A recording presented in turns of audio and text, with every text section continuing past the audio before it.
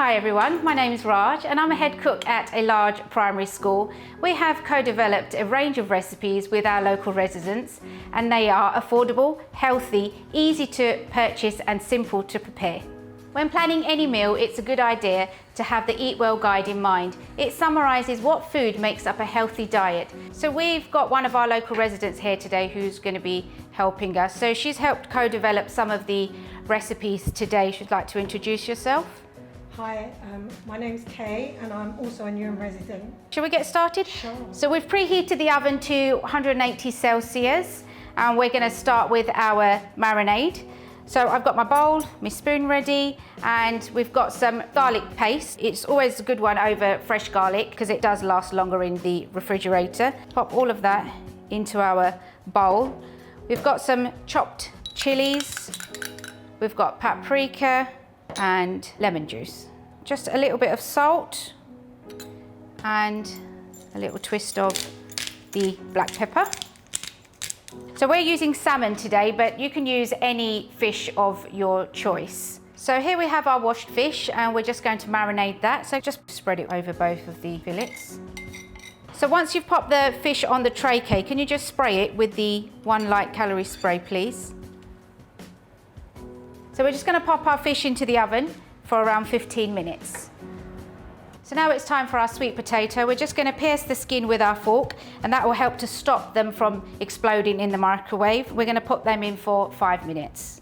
When removing your sweet potato from the microwave, just be sure to use a tea towel because the bowl can be very hot. And now we're just going to check that our sweet potato is cooked all the way through. And the way to do that is just to insert your knife, and if it comes out easily as it has, then your sweet potato is all ready. We've got the fish baking in the oven and I think that's about ready now. So I'm just going to remove that from the oven.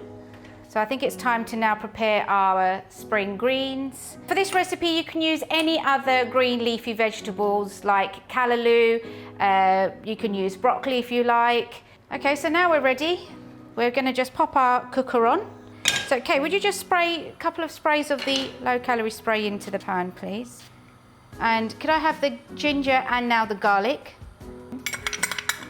Okay, so we're just going to stir this a little bit because it can burn really quickly. Once this is just turning so you can smell it, we're going to pop our greens in. So now that we can hear that sizzling away, let's just pop in our water and put the lid on. And that's just going to create steam, which is going to help our spring greens to cook. Once we've popped the lid on, that should only take about 2 to 3 minutes. If you like your veggies to be a little bit softer, you can obviously cook it for just a little bit longer, just to leave that on a medium, low to medium heat. So keeping your vegetables to a more of a crunchy side will maintain all the vitamins and minerals, and it will just help you to get the best from your veg.